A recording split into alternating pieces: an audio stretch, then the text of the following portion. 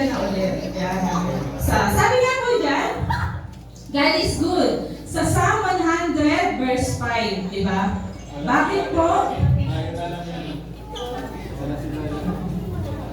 Yan. Awit 100 verse 5. Sabi po yan is, the Lord is good, for His love is steadfast, and He stays faithful to all generations. Mabuti ang Lord sa atin kasi pinagkalooban tayo ng mga pastor. Diba? Ang mga pastors po, sila po ay steward. Ano nga po ba yung steward? Ang steward po, diba tayong lahat, steward tayo ng mga sarili natin. Pero ang pastor po, sila po din ay steward. One who acts as an business administrator, as finances and property for another. Ang steward po, medyo maliit lang pala. Ang steward po ay katiwala na isang taong tapat. Diba? Dapat tapat na. At gumaganap na tagapamahala ng pananalapi at ari-arian para sa iba. Yung steward po is mula sa dalawang salitang Griego, oikos, bilang bahay o sambahayan. At ang Norse, ibig sabihin naman po ay ano yan? Yung managing, nag-aayos. Ang mga pastor, bigay po sa atin ng Diyos sa church upang ihanda at patatagin ang mga mananampalataya para sa ministry o gawain ng Diyos. Sa gayon, tatatag at lalagong charge sa Panginoon Jesus dito sa lupa. Makikita po natin yan sa Efeso 4:11 to 12. Sabi po sa 4 Efeso, sa Efeso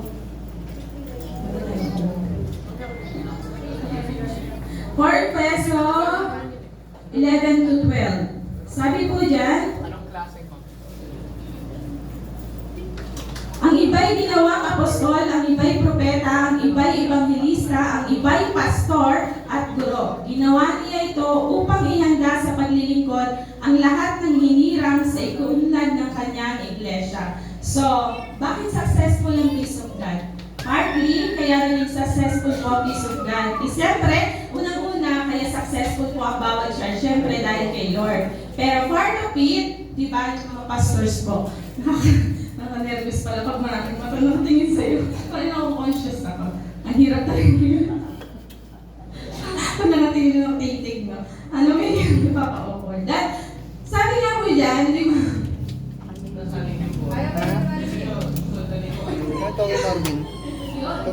Ayan. Yun nga, sabi nga po dyan, di ba, yung mga pastor po, sila yung naghahanda. Kaya part na naging successful ang Peace of God because of them, di ba? Kaya lumalago tayo dahil sa kanila, dahil sa pagkakakain nila sa atin. So meron po akong naalalang kwento. Sa isang village daw po, sa isang village, merong mayaman na lalaki, isang butcher, at saka isang baker. Butcher is, tama ba yung pronunciation ko? Butcher or butcher? Yan! Nagkakatay ng karne. Teacher, mga teacher. Butcher. Butcher. Yung nagkakatay ng karne. Everyday, dumadaan sila sa village. Everyday po, dumadaan sila sa village. Ngayon, yung butcher, pagkatapos niya magkatay, pag dumadaan siya sa village, nag-iiwan siya sa bawat pamilya ng karne na kinatay niya. Halimbawa ngayong araw, baboy yung kinatay niya, bigyan niya mo siya. Ngayon, yung baker din po, everyday na dumadaan siya dun sa village na yun. Nag-iiwan siya ng tinapay, syempre, kasi baker siya. Halimbawa, hindi siya extra. Ayun, yung baker. Bawat pamilya po, binibigyan niya ng tinapay.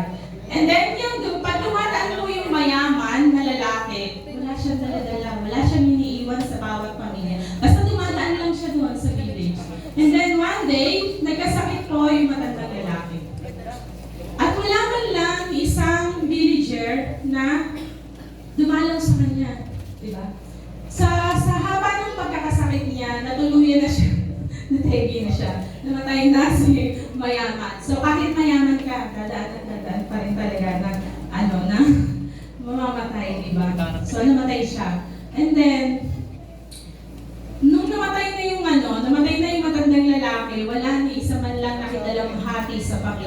Pamilya lang po niya yung naglibing sa kanya. And then, nung pagka kinabukasan na, dumaan yung baker and butcher. Wala na silang dala. Wala na silang dalang karne. Wala na silang dalang tinapay. Then, sabi ng mga villager, ay baka naman nakalimutan lang. Hintayin natin. Baka bukas mayroon. Baka ano lang. Baka hindi lang naradala. Pero dumaan ang linggo, wala pa rin silang dala-dala. So, nagalit na yung villager kasi nakasanayan nila, di ba? Nakasanayan nila na binibigyan sila ng pagkain. And then, di na sila nakatiis. Nung dumaan yung dalawa, tinanong na nila ay kinumpronta. Di ba? Ngayon, sila na pinapakain, kinumpronta pa. Bakit hindi nyo na kami binibigyan ng tinapay? Bakit hindi nyo na kami? Hindi nyo na kami dinadala ng karne.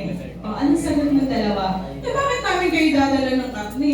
Wala na yung nagbabayad sa amin. Hindi nyo ba alam na yung mayaman na yun ang nagbabayad para dalahin sa inyo yan? So, nakunalungkot po yung mga villager, sad.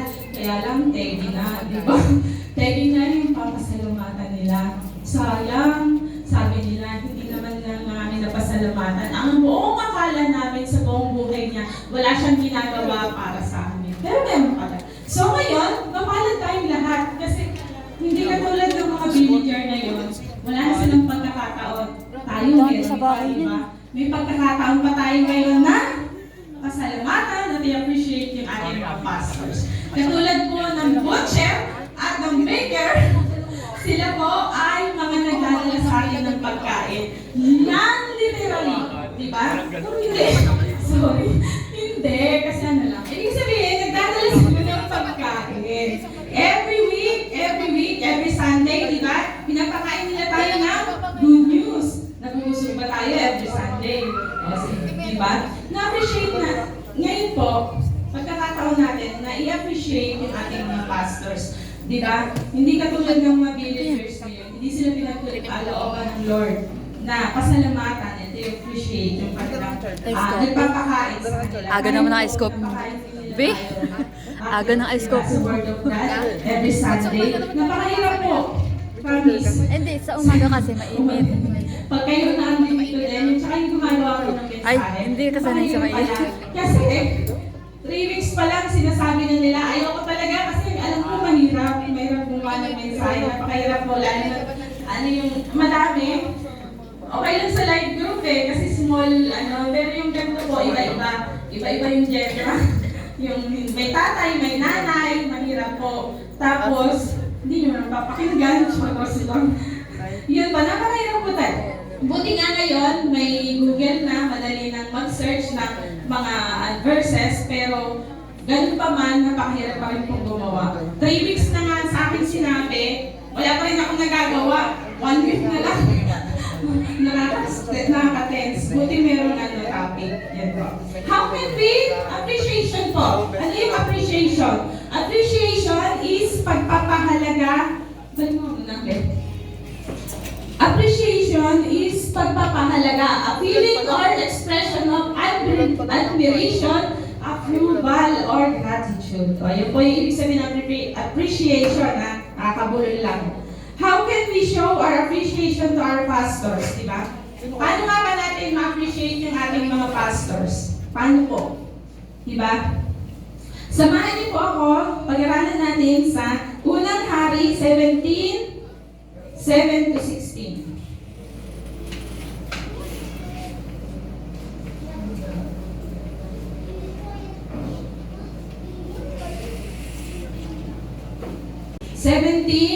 Seven to 16. Ayan po. Sa unang po dyan, makikita natin na sinugo ng Diyos si Elias. Sa 17 hanggang verse 5.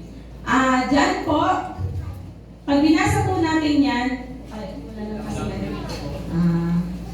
pag binasa po natin yung unang Hari 17:7 hanggang verse 5, pinoprovide ng Lord ang mga pagkain ng ating mga pastor. Si Elias po, meron siyang tagadala ng pagkain niya. Yung uwak po, nagdadala ng pagkain niya. Tapos sa batis, doon siya umiinom.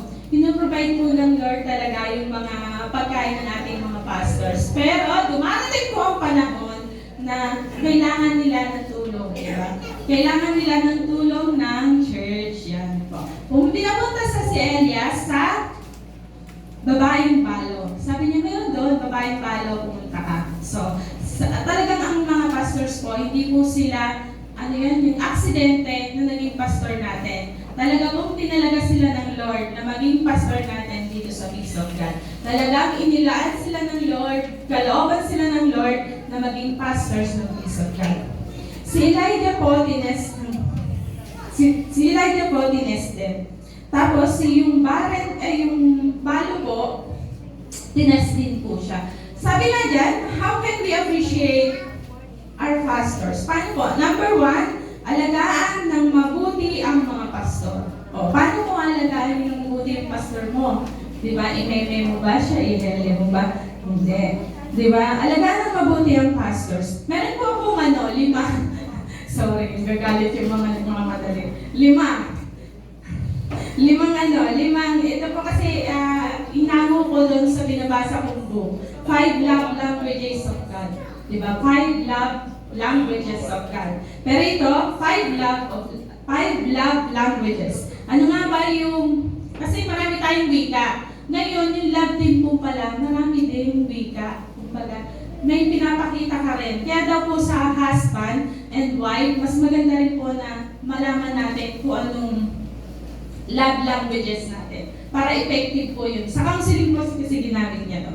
Pero yun, sa pastors, pwede din natin gamitin ngayon. Ang first love language is acts of service. Diba? Mga nanay, ganyan eh. Hindi masalita, pero magawa. Diba? Action speaks louder than words.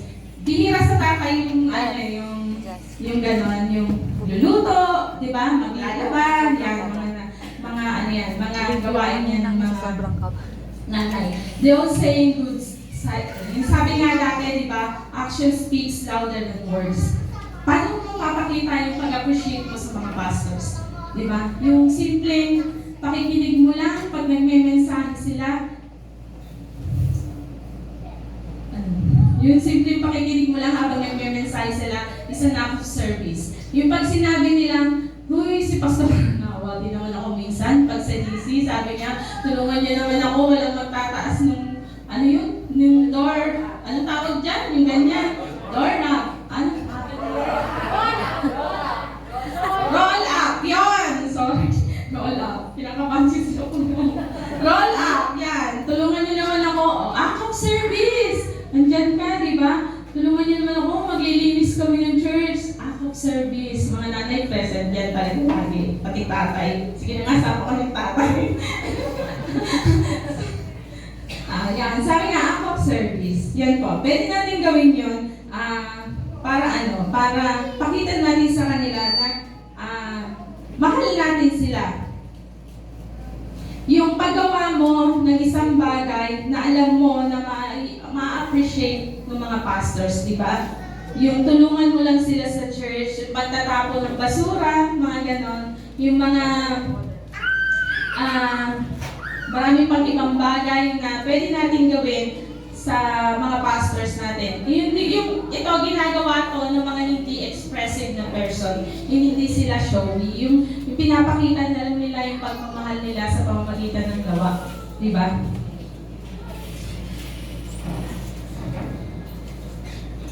Tapos yung act of service din, yung pagsunod mo din, halimbawa inassign ka niya sa mga gawain, dapat mag-yes ka na, huwag kang complain, di ba?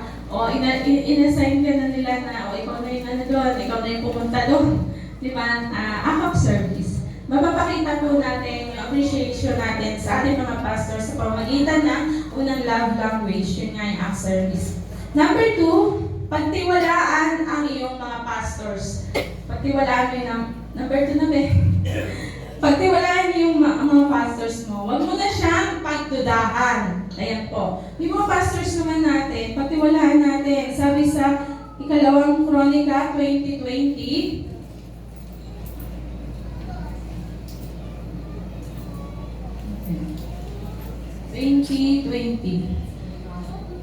kinabukasan, maaga silang lumabas patungo sa ilang ng Tekoa, ngunit bago umalis, sinabi sa kanila ni Josaphat, Makinig kayo, mga taga-Buda at Jerusalem. Manalig kayo kay Yahweh na inyong Diyos at magiging matatag kayo. Magtiwala kayo sa kanyang mga propeta at kayo'y magtatagumpay. Yan. Ginamit lang po niyang propeta, pero pwede na rin po yung ating mga pastors, di ba? Ang sabi diyan, magtiwala kayo sa ating mga propeta at kayo'y magtatagumpay. So, gusto naman natin magtagumpay, di ba? So, number 2, acts of love. Paano nga natin mapapakita ang pagtitiwala natin sa ating mga pastors? Wala. Hindi niya na kinaya yata. Number 2 is words of affirmation. Ayan, alam na alam niya yung mga kabataan. Words of affirmation. I love you. Di ba? Sa mga shout out. Di ba? Yung mga, buti na po ngayon ng Facebook, medyo ano na siya, no? Lahat pwede mong sabihin, what's on your mind? Lagi niya nang tinatanong. Buti pa si Facebook, tinatanong ako lagi kung ano nasa isip ko. Tapos sasabihin ko, di ba? Words of affirmation. Yung simple, paano mo mapapakita yung words of affirmation sa ating pastor? Yung simple, ay pastor, ang ganda ng mensahe mo kanina. O, di ba? Ay pastor, ang ganda mo ngayon. Ay syempre, ang pogi ni pastor. Hindi natin kalilimutan sabihin yan. Words of affirmation, yan. Mga encouragement words. Kailangan po nila yan, lalo na maraming issues sa church. Yan, words of encouragement. Kaya mo yan, pastor. Hindi ko nga lang po alam, ma-share ko lang.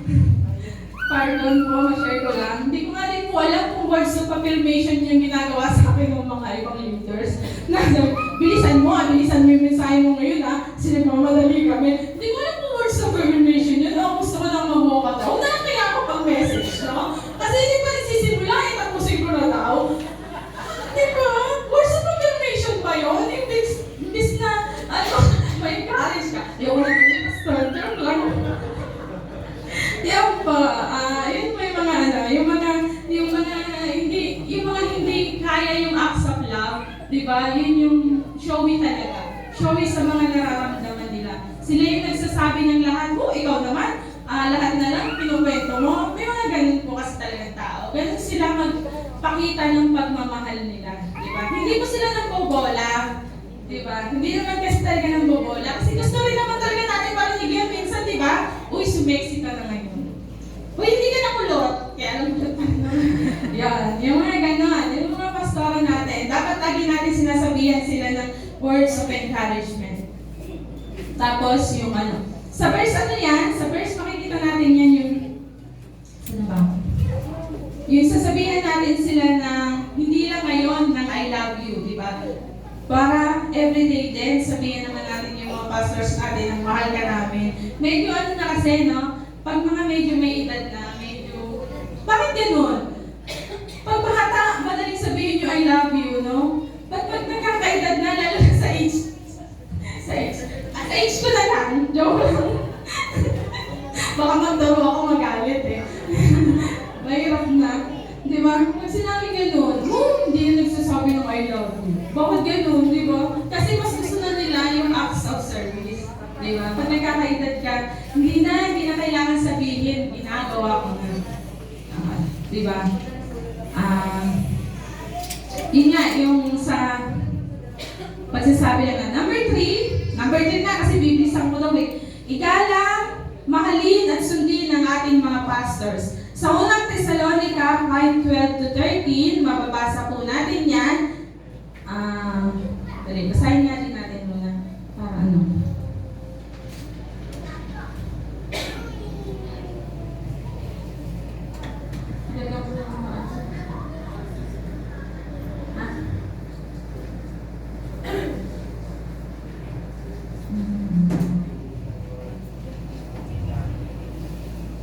Tsaka sa Hebreo 13:7. Yan po, basa. 5:12-13. Ipinamamanig namin mga kapatid na igalang ninyo ang mga nagpapagal para sa inyo, ang mga pinili ng Diyos upang mamahala at magturo sa inyo. So, di ba? Ipinamamanig nila. Pagkukulan ninyo sila sila ng lubos na paggalang at pag-ibig dahil sa kanilang gawain. Magsama-sama kayong mapayapa. Dito mahalin at sundin yung ating mga pastors. And then, paano nga po, basahin na lang po natin yung mga ibang verse dyan na yung 1 Timothy 5:17 at saka yung unang Thessalonica 5:12, ay Hebreo 13:7 to 17. Ayun po. Paano nga ba natin igagalang at susundin yung ating mga pastors? Bibilisan ko. Acts of, yung pangatlo na nating love language ay yung quality time. Quality time. Quality time daw. Uy, may oras ka ba? May oras ka ba sa Lord? Kung may oras ka sa Lord, may oras ka rin sa iyong mga pastors, di ba? Kasi yung mga gawain, na-appreciate po talaga namin yung pag-attend nyo ngayon, di ba? Na-appreciate kasi naglaan kayo ng oras sa pastor's appreciation. Naglaan kayo ng oras para sa Lord, di ba? Paano mo mapapakita yung pagbigay ng oras sa mga pastors natin? Di ba pag sinabi nilang, uy, samahan nyo naman ako, sige, samahan nyo naman siya, pag-SM nyo na yung mga pastor natin. Oo, pag-SM nyo na. At saka sa pagkain.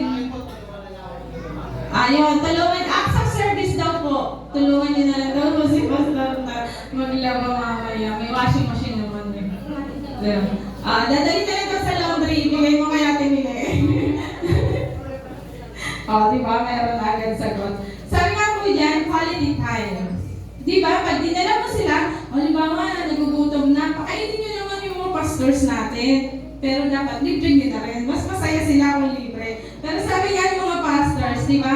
Tama ba yun, mga pastors? Sabi nila, mas gusto daw ng mga pastor na mag-preach kesa kumain. Tama ba yun? Di ko lang, di I'm sure. Di ba sure? Sabi ng mga pastor, mas gusto daw po nila mag-preach na mag-preach kesa kumain. Kasi yung mga pastors po, talagang pinakikita nila yung love language nila ng words of affirmation sa atin. Kasi palasalita sila, di ba? Kahit ngayon, hindi mo na kailangan sinisirunod ka pa rin. Joke lang. Kahit sa bahay ba, pag nakit, share lang nila yun eh. Pag nakita may nagkakamali ka na, puntahan ka na, uy kapatid, di ba? Sasabihin ka na talaga. So, sabi nga dyan, spending quality time para mapakita natin yung love natin sa kanila and appreciation, yung bonding, di ba? Yung bonding lang po, importante na sa kanila yon. Tapos, sa number 4. Yan. Ang number 4 po is tanggapin ng buong puso ang ating mga pastors. Bakit mo kailangan tanggapin? Hindi dyan sinabing tanggapin mo lang. Sinabi pa ng Lord yan, buong puso. Buti na lang walang kaluluwa. Hindi. Buong puso. Siyempre kasama na yun doon. Dahil po sabi sa Jeremiah 3:15,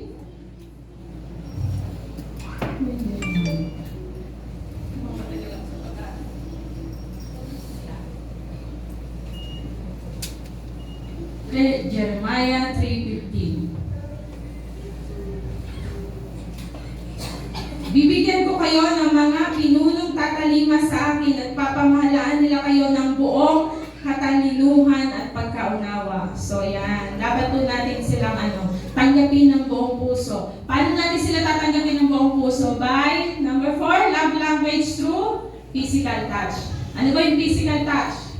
Yung mga baby, o relate yung mga nanay. Yung mga baby, pag umiiyak na hindi mo maintindihan yung mga anak mo, di ba? Kakargahin mo, ano yung ginaganon, meme, kahit patutulugin, meme, gano'n, dimas, di ba? Yung mga pastors natin, kailangan din nila minsan yan, yung physical touch. Pero syempre, limited. Hindi mo pwede ipasa na yung massive yung pastor. Joke lang. Yung physical, hindi ko sinabi. Limited naman. Syempre, alam naman natin kung ano yung limitasyon natin. Huwag kayo himas na hindi naman nararapat. Alam mo naman dapat naman, di ba? May katalinuhan naman tayong lahat. Physical touch. Hindi, ibig sabihin, isa lang po yung sa love language, di ba? Minsan lalo na pag hindi natin alam, hindi kasi natin talaga alam at hindi nila sinasabi sa atin kung kailan sila nalulungkot, kung kailan sila nanghihina, kung kailan sila nadidepress. Ang mga pastors daw po, sad to say, sila yung may mga porsyento ng mga may physical, may anxiety.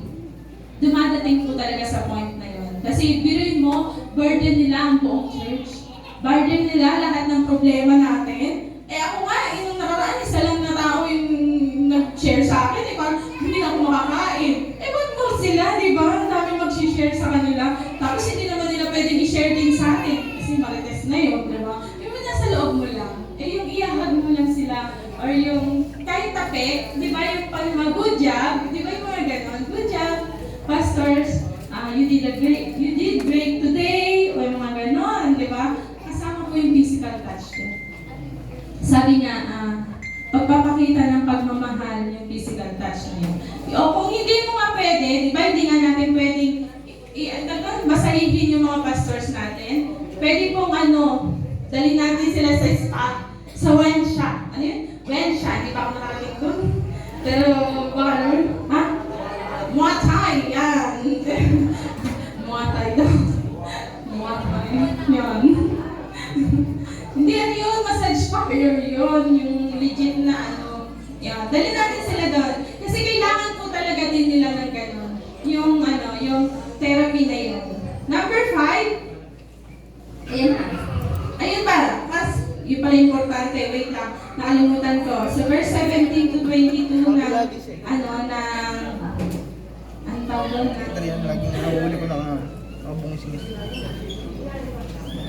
Ayun, nakalimutan ko pa yun sa yung sa physical touch, yung laying of hands. Importante po to. Sorry. Laying of hands and praying for our pastors. Kasama po yan. Pinaka-importante, di ba, nililay hands natin sila. Hindi man nila alam, lalo na pag prayer gathering, lalo na sa mga prayers natin, isama po natin sila. Kasi isa po yun sa pagpapakita ng appreciation natin sa kanila. Sa number 5,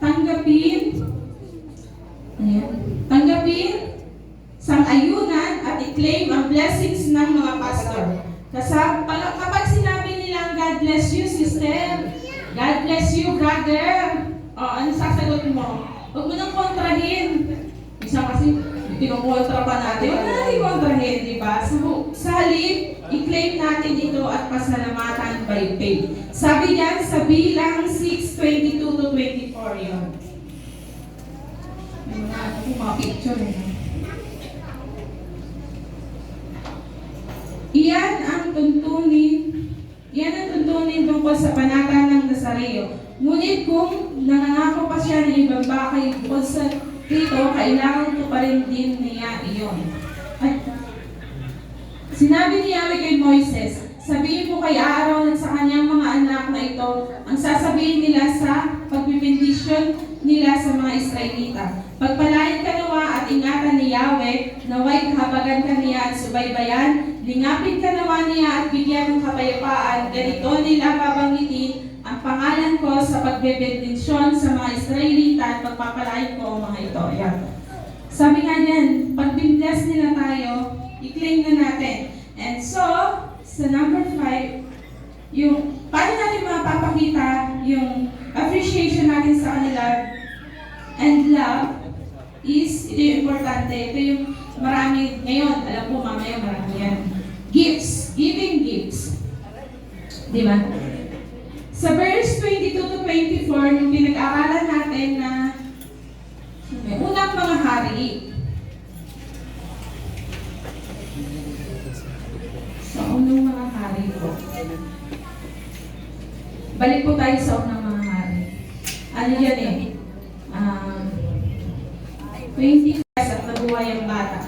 Inakay siya ni Elias at tinalik sa kanyang ina, wika niya, narito anak mo, buhay na siya. So yun.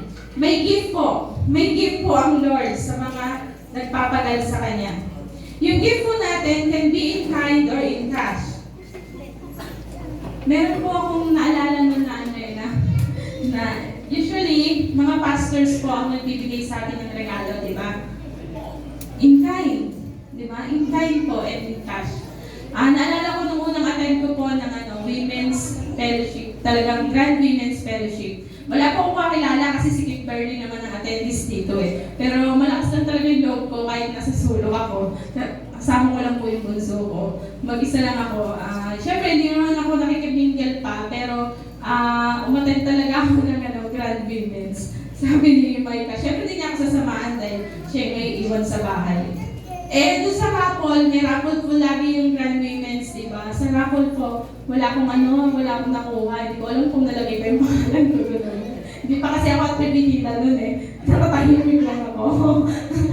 Hindi nabunod yung pangalan ko. Nalungkot ako nakita yata ni Pastora. Ay, ang panalo niya ng 2 hanger lang. Binigay pa niya sa akin yung hanger. So, wow. Di tinanggap ko kahit hanger lang yun. Kasi blessings yun, di ba? And galing sa pastors. Kaya ako.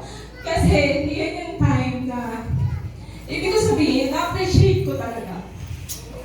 Dirin mo, yung wala ka, nandun ka lang sa sulok. Tapos, Nagbenta niya yung t-shirt. hindi ako. Dapat hindi ako nag-aalala ng mga ganun. Ayun, yung ibig sabihin, yung blessings na binigay niya sa'yo, hindi kasi ako, kaya ako kasi di ako nanalo ng bangkol.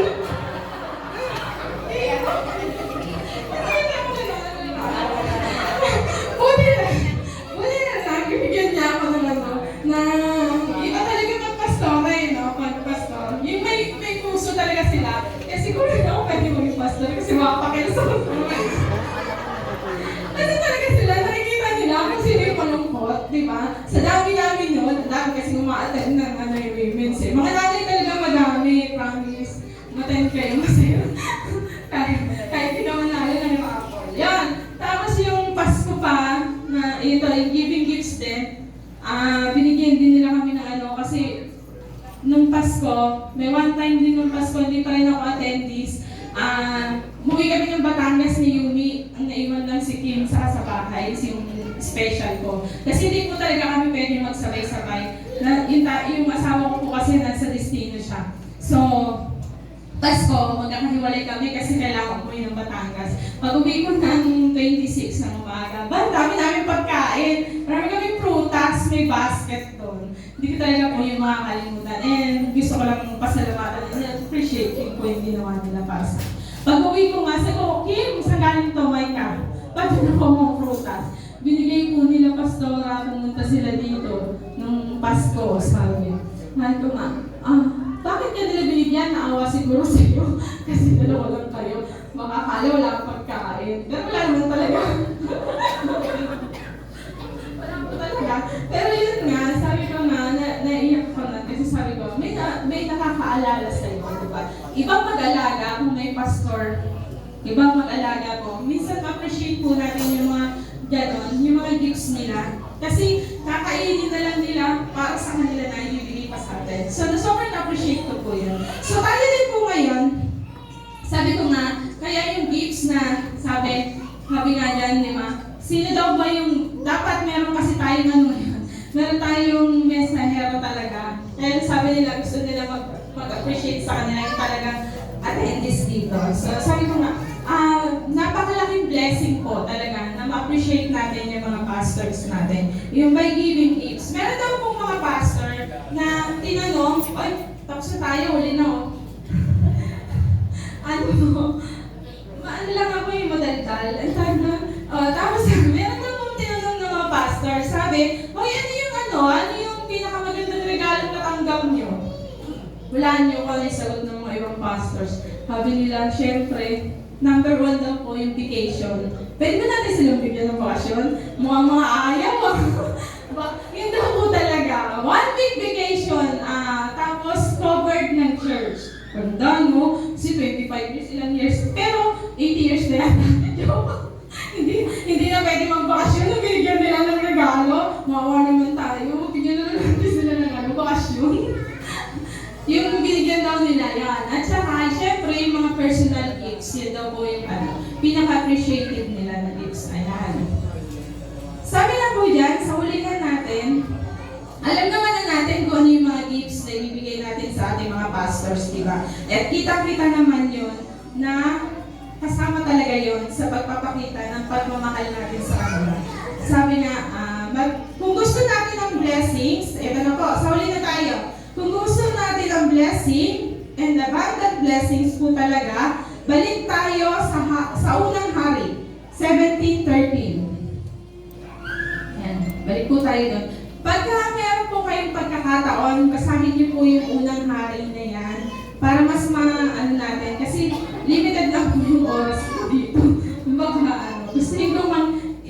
elaborate sa inyong mabuti, basahin na lang po natin sa Hari 17:13. Yan, sila ba? Sinabi sa kanya ni Elias, huwag kang mag-alala, humayo ka at gawin mo ang iyong sinabi. Ngunit ipagluto mo muna ako ng isang munting tinapay at pagkatapos magluto ka ng para sa inyo. So yan, naging unmercy po ba dito si Elias, yung propeta natin? Buti nga yung mga pastors natin, hindi sila nangihingi sa atin na nagpupwersa. Si Elias nga, sabi niya, dito po, pag binasa natin, yung babaeng balo na yan, wala na po silang makain. Tapos, dadating pa doon yung propeta at sasabihin, bigyan mo muna ako ng ano? Pakainin mo muna ako bago kayo. Papahig po ba tayo, no? Diba? Dapat. Kasi tines nila si Elias at tines nila yung babaeng balo, tines ng Lord. Kailangan po, maging obedient muna tayo. Pakainin po muna natin yung ating mga pastors. Pag humingi sila, unahin natin sila. Unahin ba natin? Unahin daw po natin Pero nung sumunod po yung babaeng balo, nagbigay po siya ng tinapay. Ano ang nangyari? Nung binigyan po niya. Sabi po diyan sa sumunod, sabi sa kanya, may pangako ang Lord, di ba? Sabi sa verse 14, sapagkat ganito ang sabi ni Yahweh ng Diyos ng Israel, hindi ninyo mauubos ang harina sa lalagyan at hindi rin matutuyo yung langis sa kapayan hanggang hindi sumasapit ang talagang takdang araw na sila'y marapating papatakin ng may kapal. Ginawa nga ng babae. So, kailangan po natin sumunod. So, ngayon, alam ko po na lahat tayo ay susunod, di ba? Lahat tayo mag-bless mamaya sa ating mga pastors. In 5 acts of love languages, gagawin natin yan. Isa man lang po, meron tayong mapakita is malaking bagay na yun.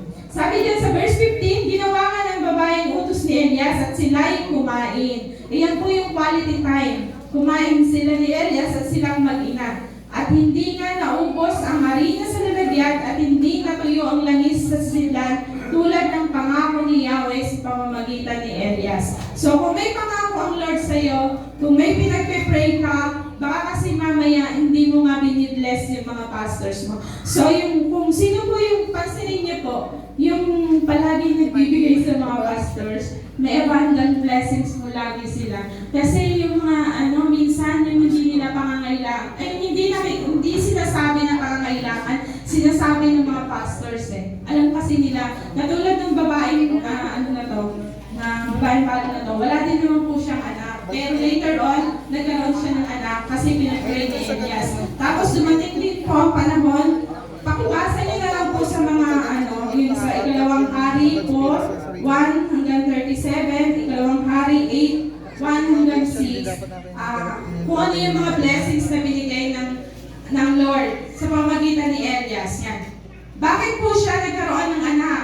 Bakit nagkataon na nung nagkaroon siya ng anak, namatay yung anak niya, pero binuhay ng Lord sa pamamagitan ni Elias. Bakit maging ganon? Kasi naging obedient sila. Pinakain nila yung pastors, di ba? Pinakain nila si Elias. Hindi lang po nila binigyan ng pagkain si Elias, pati po tirahan binigay talaga nila. Pinatuloy nila sa bahay. So kung binibigay ng Lord yung dahil kasi nag-practice sila ng nag-obedient sila at binigay nila yung nararapat na pagmamahal para kay Elias. So tayo pong lahat, alam ko na makaka-receive tayo ngayon ng miracle. Yes. Claim it. Lahat po tayo ngayon may miracle na mga ganap. May process po kasi yan. Ang process niya, sumunod ka muna. Magbigay ka muna. Yun yung sacrificial giving. Diba? Sabi po ni Elias, make bread for me first. Yan. So ngayon po, bigyan din po natin yung ating mga pastor. And balik po tayo sa ating title na God. Yun yung title. God is good? And all the time, God is good because of our pastors. Okay, let us all stand and let us all pray. Glory to God. Hallelujah, Jesus. Panginoon, maraming salamat po sa